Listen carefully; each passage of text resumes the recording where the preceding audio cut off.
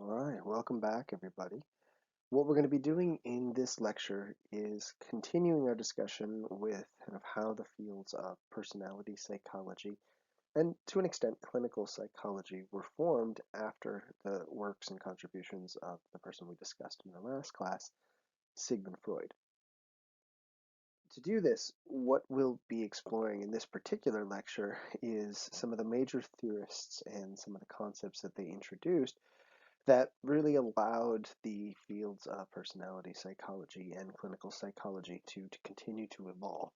We are going to be, oftentimes when doing this, looking at multiple aspects to these individuals' theories and trying to provide some sort of a timeline that gives you a sense of how the field was moving in different directions as it was trying to kind of establish some semblance of order and some structure that can be used nowadays in personality psychology and clinical psychology. Where we often start when doing this, when talking about how personality psychology developed, is focus in on one of the first people that provided really a contrast or an opposing view to where individual differences were coming from and even where some mental health problems were coming from.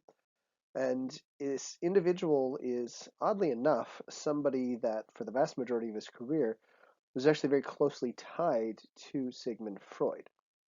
It was a prominent theorist and kind of philosopher, I would maybe even say, named Carl Jung, who spent many years of his career actually working at Sigmund Freud's Psychodynamic Institute that we mentioned in our previous lecture. Jung had actually been labeled as Freud's heir apparent, essentially the person that was going to take over the Psychodynamic Institute at Vienna when Freud was to retire.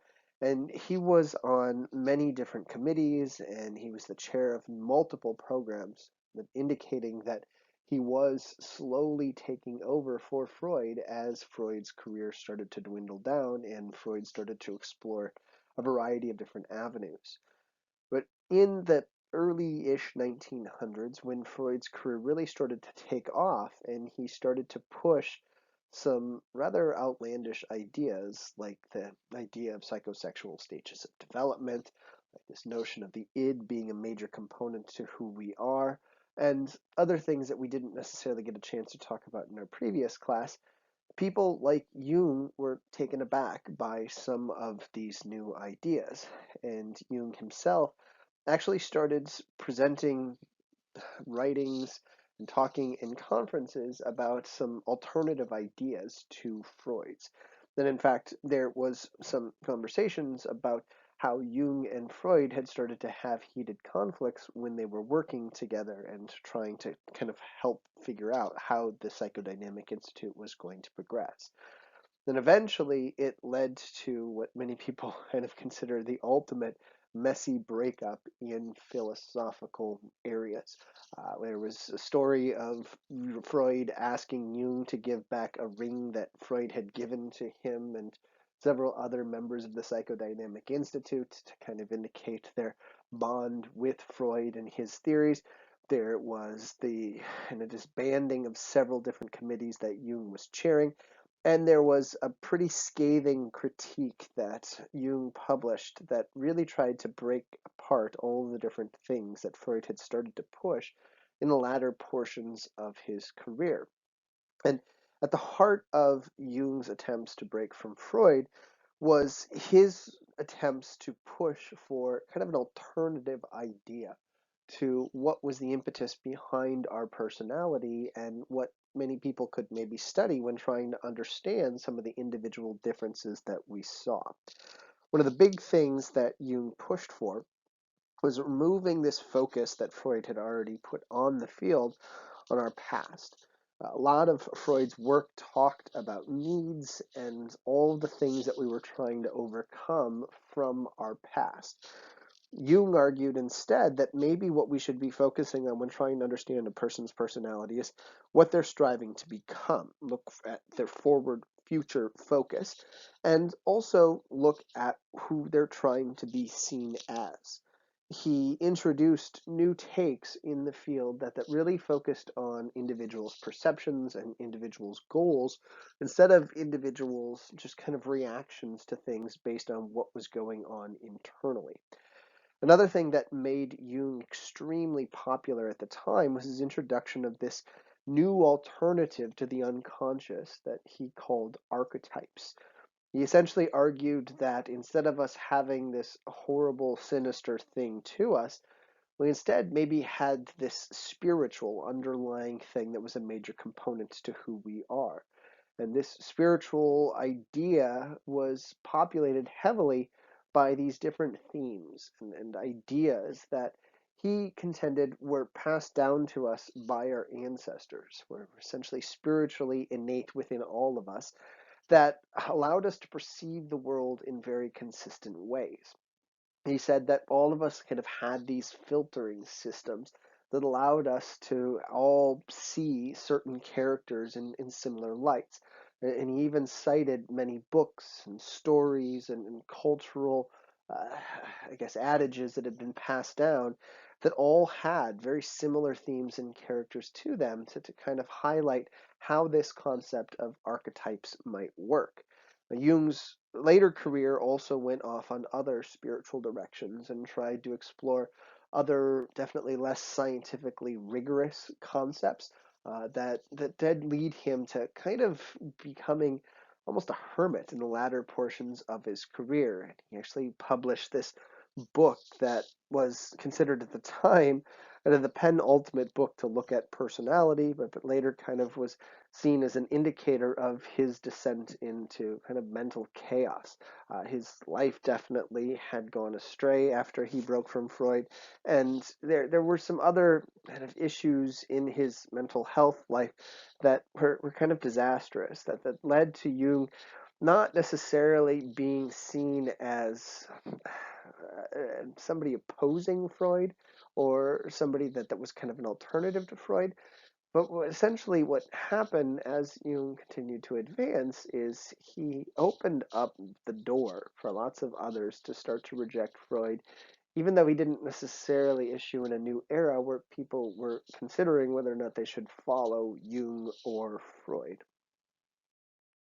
When you opened up this door, when you allowed other people to explore potential new avenues that we could use to understand where individual differences were coming from, a number of people eventually went through that door.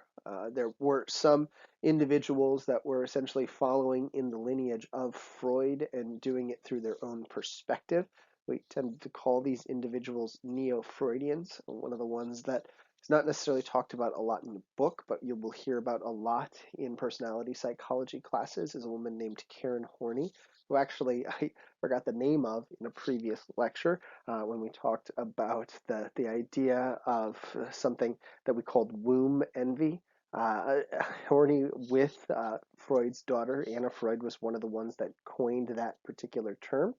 Her and other individuals did look at different aspects to personality that Freud had not addressed.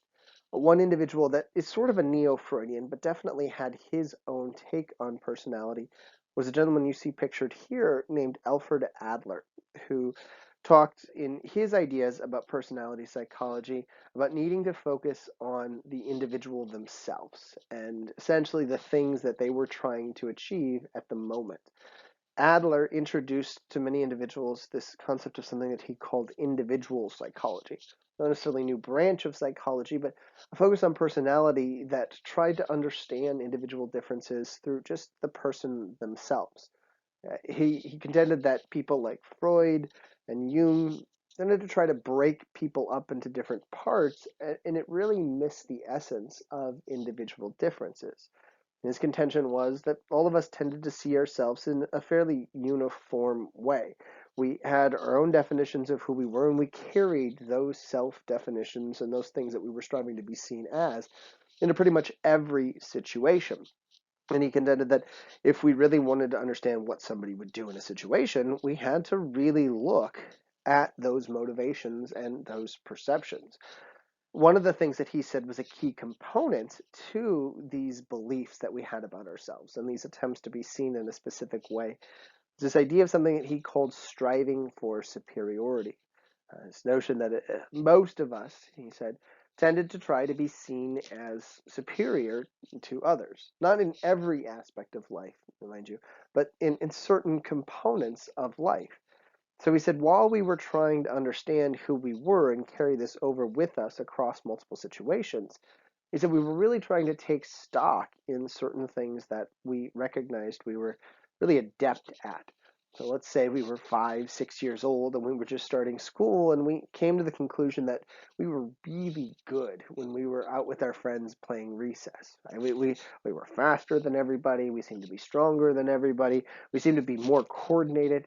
So at that moment, that 4 or 5 year old might start to decide that that's something they really want to pursue, and that's something that they want to use to define themselves because it might be a means of being seen as superior by others.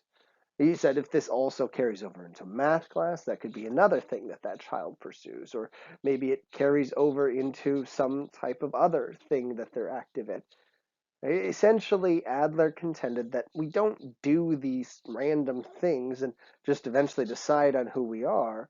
We do these random things, testing what we're good at and what we're not good at, and the things that we find ourselves really good at, we pursue and we try to really use as things to define who we are. Again, in attempts to be seen as relatively superior. But while we're pursuing those things that theoretically make us superior, he said we're also trying to pursue, or I guess avoid, things that he thought might make us be seen by others as inferior. He said all of us tend to have also, with this need to be superior, some type of what he called inferiority complex, this worry to be seen as less than others. Now, he said, while we're taking stock of what we're good at in school or at different ages, we're also trying to figure out what we're lacking in. So if that same child recognizes at that young age that they're not necessarily the best artists and their reading skills are subpar in comparison to their peers, they might start to try to avoid those things, or at least ensure that they don't define themselves on those particular elements. And he said over time, these pursuits of things that make us look superior and avoiding things that make us look inferior really do start to become who we are and start to create a lot of the individual differences we see by the time we become adults. And this idea of Adler's really kind of transitioned our focus in personality psychology.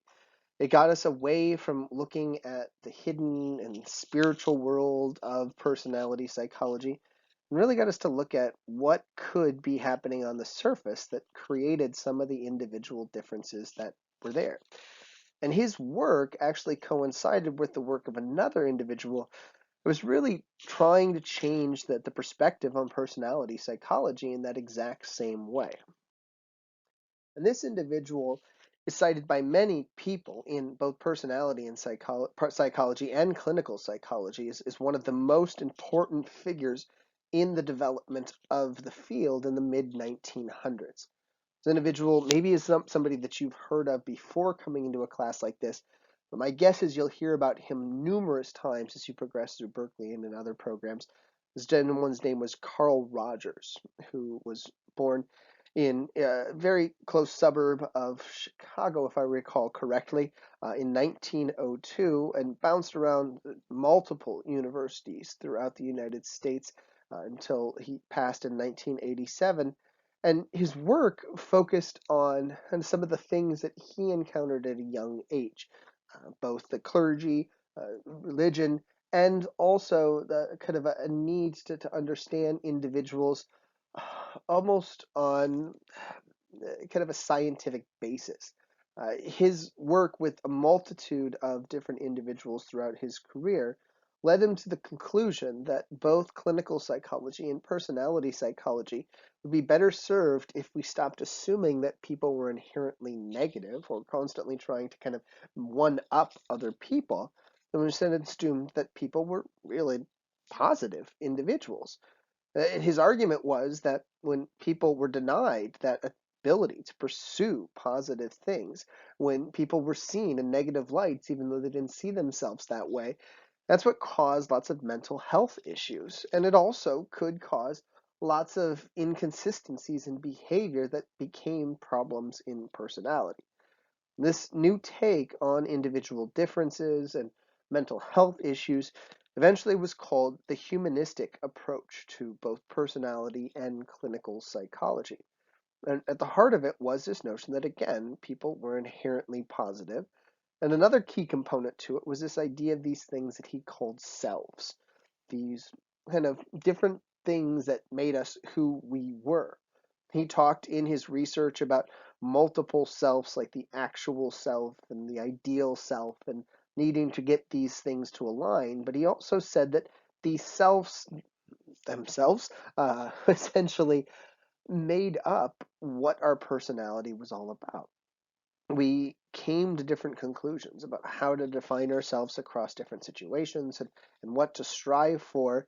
And when we were asked to define ourselves, or when we decided to try to pursue something based on how we saw ourselves, this was the key components that pushed us in the directions that we went. It wasn't trying to be seen as superior. It wasn't trying to overcome past encounters and problems. It wasn't these magical archetypes. It was really the self. It was the catalyst behind our behaviors, is what Rogers argued. Another thing that he introduced, which really became synonymous with his name over time, was this idea of something that he called self-actualization. This moment when we actually did have the ability to align all of ourselves, in particular the actual and the ideal self, and to reach really the full potential that we had. He talked about all these different types of existence that came along with self-actualization, and how in clinical settings the pursuit of self-actualization should really be something that everybody should be striving to accomplish. And this idea really resonated with a lot of individuals that felt uneasy with some of the workings of Freud, Jung, and other neo-Freudians that were really the center of the personality universe at the time. In fact, his work became so unbelievably popular, within a couple years, he had a number of other people pursuing their own endeavors that decided to start collaborating with him. One of the more notable people that collaborated with Rogers in the early years was a gentleman named Abraham Maslow, who, through his work with different individuals that pursued different fields of science, eventually led him to conclude that Rogers' theory was beautiful and very intricate, but it was incomplete.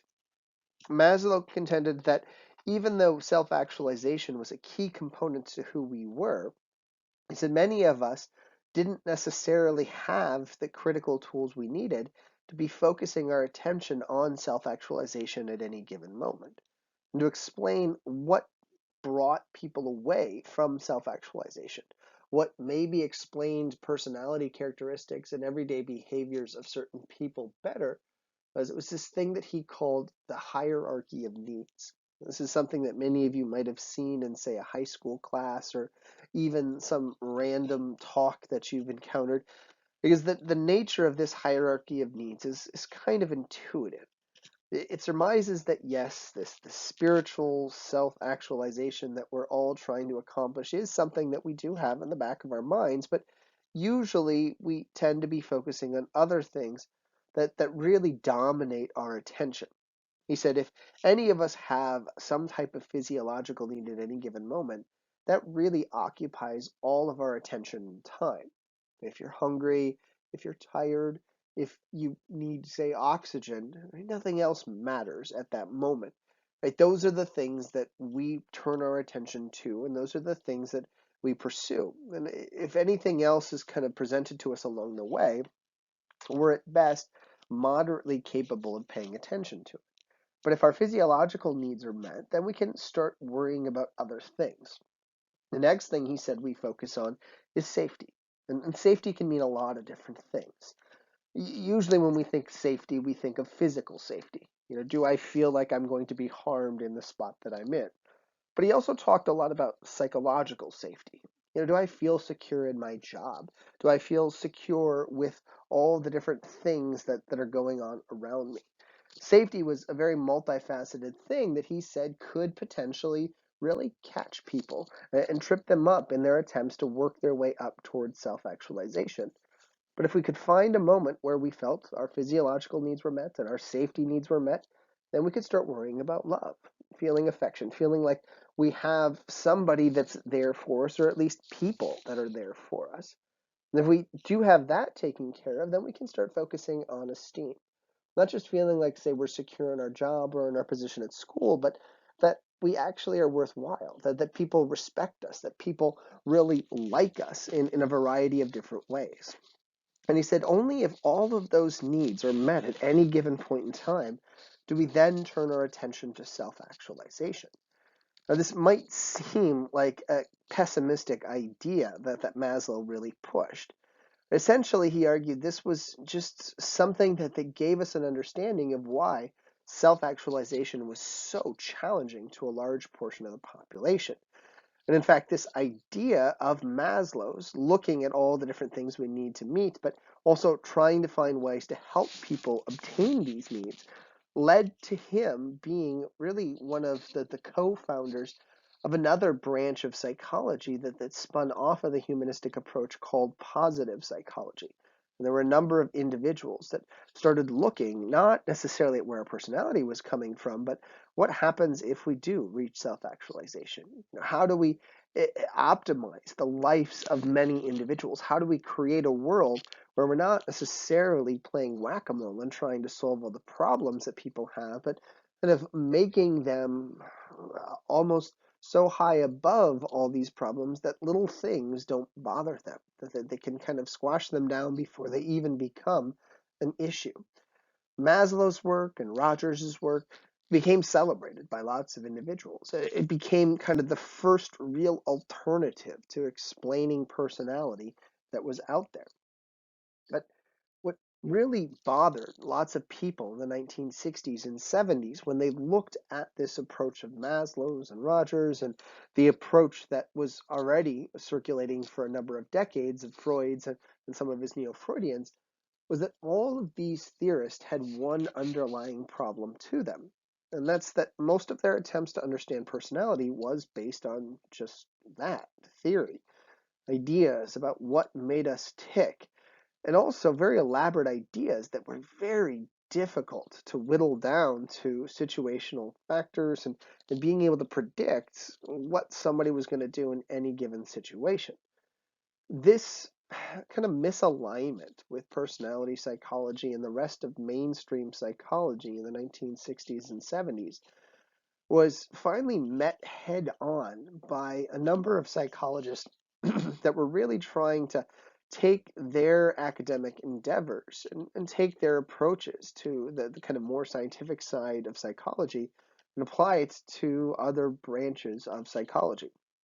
And this eventually led to the formation, not necessarily of a brand new philosophy on personality psychology, but a new way to study personality psychology that we nowadays call the social cognitive take to personality.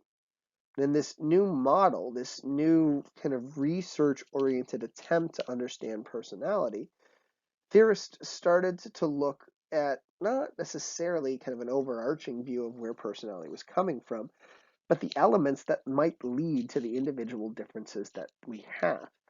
When social cognitive psychologists started to do this, they started to conclude that maybe lots of individual differences were really more about our own thoughts and our own interpretations that we had formed through some of our social encounters in the past.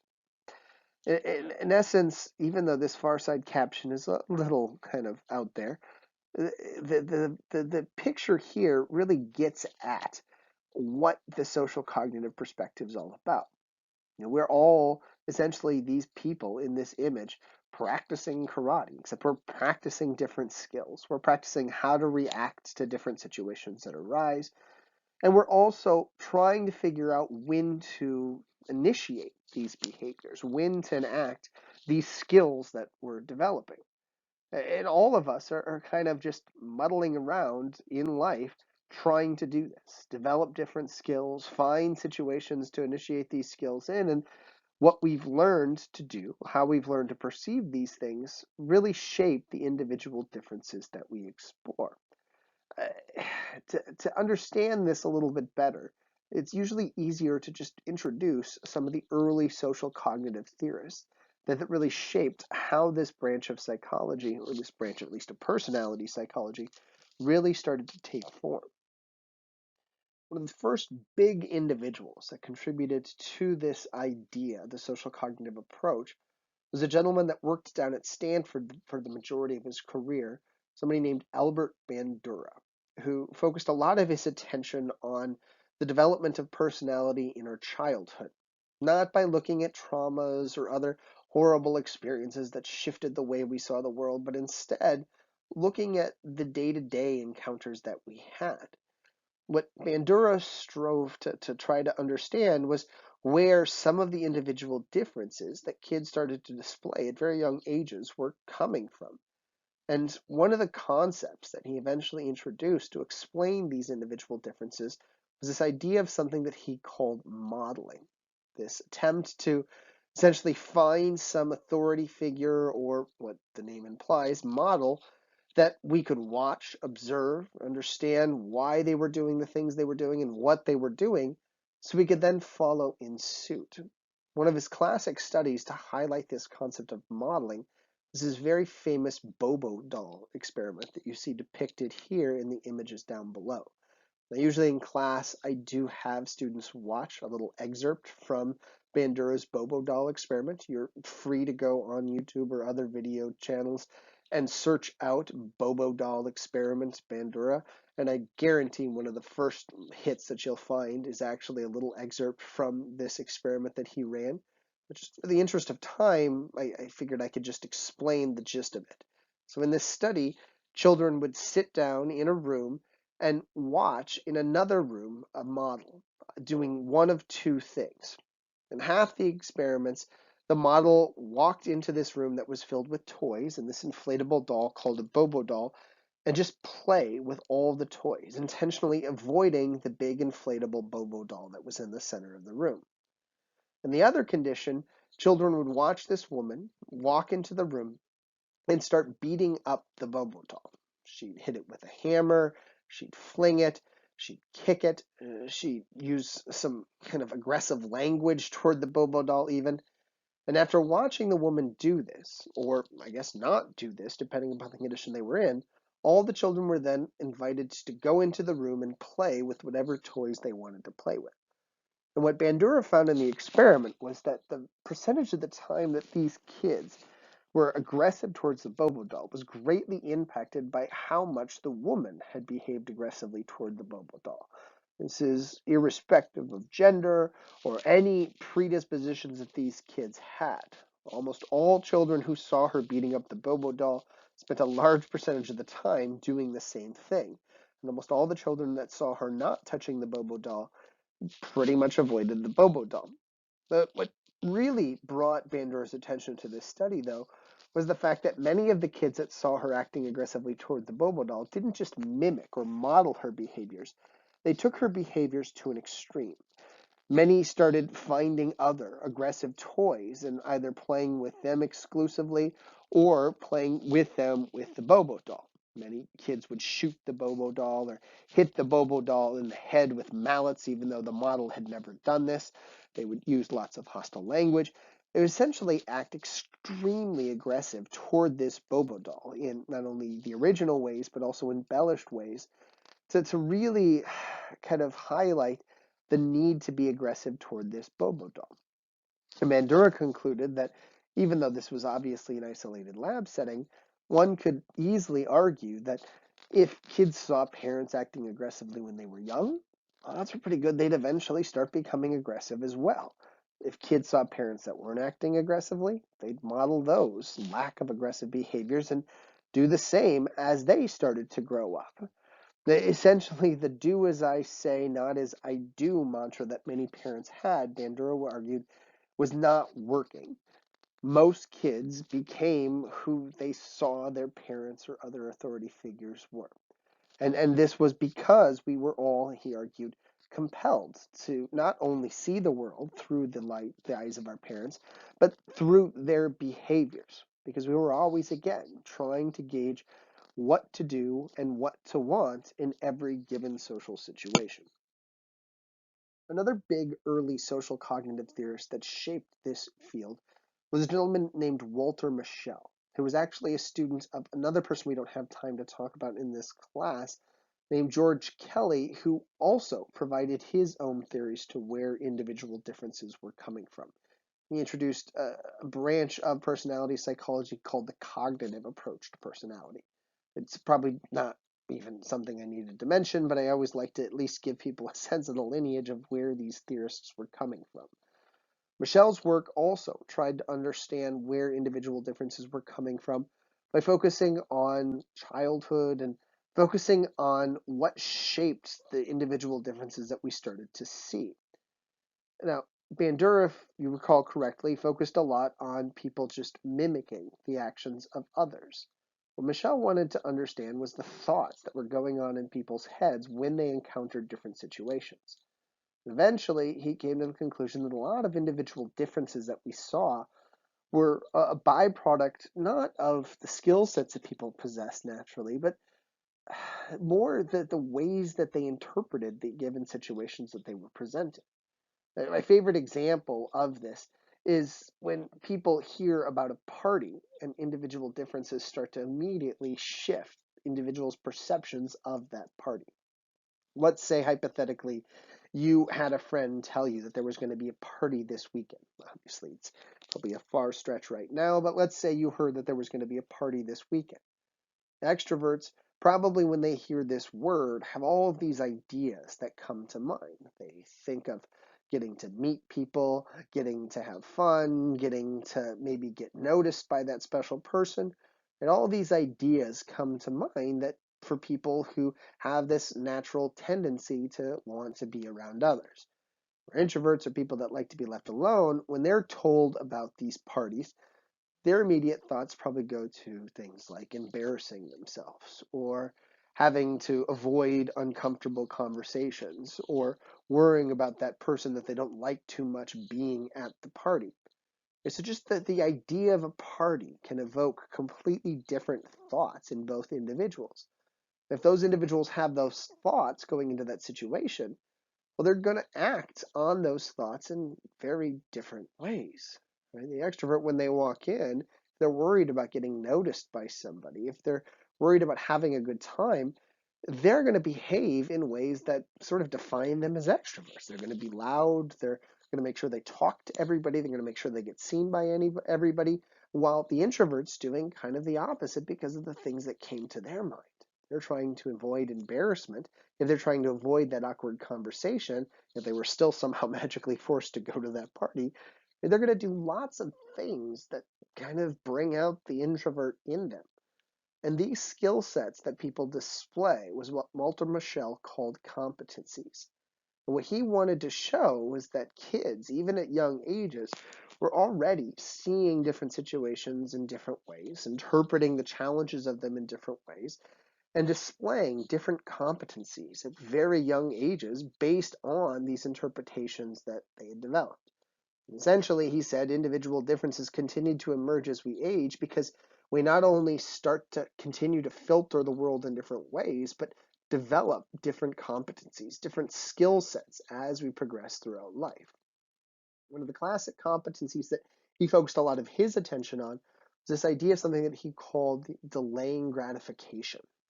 And the classic delay of gratification study that he ran was something that's now been known for actually a couple of decades as his marshmallow study. In Mischel's marshmallow study, what he did was take children, put them in front of a marshmallow, and tell them, look, there's a marshmallow in front of you now, and you're welcome to eat this marshmallow right now if you like. But know that I'm going to leave this room, go grab a second marshmallow, and if you can resist the temptation of the marshmallow in front of you now, when I come back with this second marshmallow, you can have both marshmallows. If you can't resist, I'll just keep the marshmallow that I go get. You won't get that one, but at least you get the marshmallow now. Do your best if you can to resist this temptation to what he called delayed gratification, even though when he was testing these 4 and 5-year-olds, that wasn't necessarily the terminology he was using. What he was able to show in his original study was that even by the age of 3 or 4, there were already some very robust individual differences starting to emerge. Some kids were able to resist the marshmallow, others were incapable of doing it. And moreover, not only were some individual differences starting to emerge in their ability to resist it, but the types of competencies that they displayed were dramatically different from child to child. Some distracted themselves, some found ways to kind of try to lull themselves to sleep, some just found ways to kind of turn away from the marshmallow or hide from it to try to help themselves delay gratification. And some, when they felt like they couldn't resist it, just went to their competencies of eating it and enjoying it as much as they could. Right? But essentially, the interpretation of the situation impacted the behavior, and the skills that they had developed determined what they were going to do when they interpreted that situation. And what Mischel did in this study to make it even more robust and interesting was he looked at the lives of these kids to see if there were any corollaries to their behaviors in the lab. And what he found in this study, many of his colleagues found the same thing later on, was that the behaviors these kids were displaying in the lab very similar to the behaviors that these kids were displaying outside of the lab. Most of the kids that could resist the marshmallow were usually pretty good in school. They were usually pretty popular with their peers. Usually their parents described them as well adjusted. The kids that couldn't resist the marshmallow were already having impulse issues at home and at school and with their peers. Not only did they find these differences to be kind of emerging at this young age, but Mischel had a number of people that followed up with these kids in his early studies for a number of years. And they continually found that these differences that they discovered in the marshmallow study in just this one lab continued to persist even into adulthood. Many of the kids that couldn't resist the marshmallow at a young age were still struggling with the ability to delay gratification by the time they reached adulthood. They were struggling in school, struggling financially, struggling in their relationships because they just were too impulsive to be able to avoid that immediate thing that was right in front of them. While many that were able to resist the marshmallow were continuing to resist those immediate temptations. It's important to note that this wasn't a perfect one-to-one correlation. So every kid who grabbed that marshmallow right off the bat wasn't always destined to be struggling for the rest of their lives. But the differences were very noticeable.